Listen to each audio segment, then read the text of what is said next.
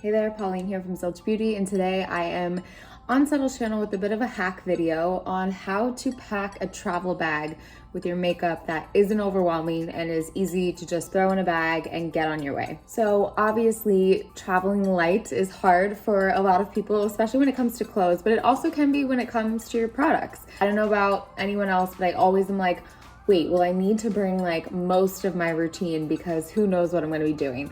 But at this point in life, I know that less is more, especially with makeup. I would rather pack more of my skincare than makeup. So today I'm going to show you my favorite ways to pack my makeup. So I think the biggest tip here is to invest in some sort of pouch.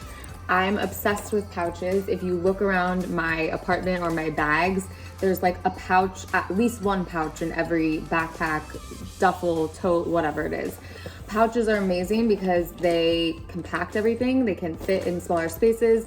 Ones like this, you can either fill up all the way, or if they're not filled up all the way, they can compress and save more room within your suitcase or bag, whatever it is. But I also love them because they protect everything that's inside. This is a cushioned bag. I think I got this from like TJ Maxx. They sell sets like this all the time. Has a little bit of a zip. And this is what I have inside. So again, I try to pack light and pack as many multi-use products as possible, as well as little like tools as possible. So I obviously have my Subtl stack. I have a highlighter, an eyeshadow, a bronzer, shine control powder, and a lip and cheek. So to me, this is like what I would use as like a staple as far as a day-to-day look. Things like the lip and cheek, the highlighter, bronzer, you can use these all over your face in multiple different ways. And the majority of your face makeup can be found in the stack here. I do have a like tinted moisturizer that I'll put on first before I apply anything else. I have a thicker concealer if I need it for like a night out or just, you know, having a really bad day and I need a little extra coverage. I have a mascara and a brow pencil, and that's it.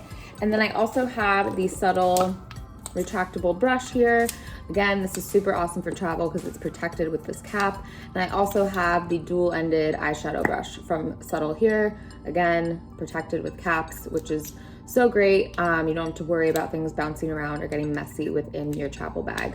And what's awesome about this pouch is I tend to use it for both makeup and skincare. So because this is pretty shallow in here at this point, I have all this extra space up top to hold anything like moisturizers, serum, eye creams, things like that. Again, really utilizing your multi-use products for travel is really my best tip, and that's where the Subtl stacks really come in handy, especially things like the lip and cheek. That way you don't need to bring both blush and lipstick. You just have your little pod right there ready to go to apply to the face whenever, wherever. And then obviously if you're flying, you just want to make sure you are staying within the TSA travel guidelines. Usually it's 3.4 ounces for any sort of liquid product, so think cleansers, sprays, lotions, anything that's going to be more of a liquid or cream. You just want to make sure it's under that amount. And always store them in a Ziploc bag, which you can throw a Ziploc bag within a pouch like this, and then you're double protected, which I personally love. And then once you're ready to pack your suitcase, I like packing my products right in the middle of my suitcase with clothes surrounding it, just so if there's anything in here that might be glass or potentially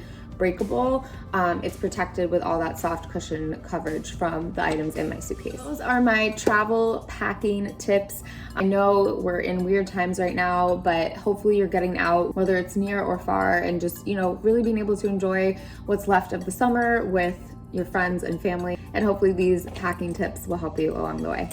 All right, bye everyone. Have a great day.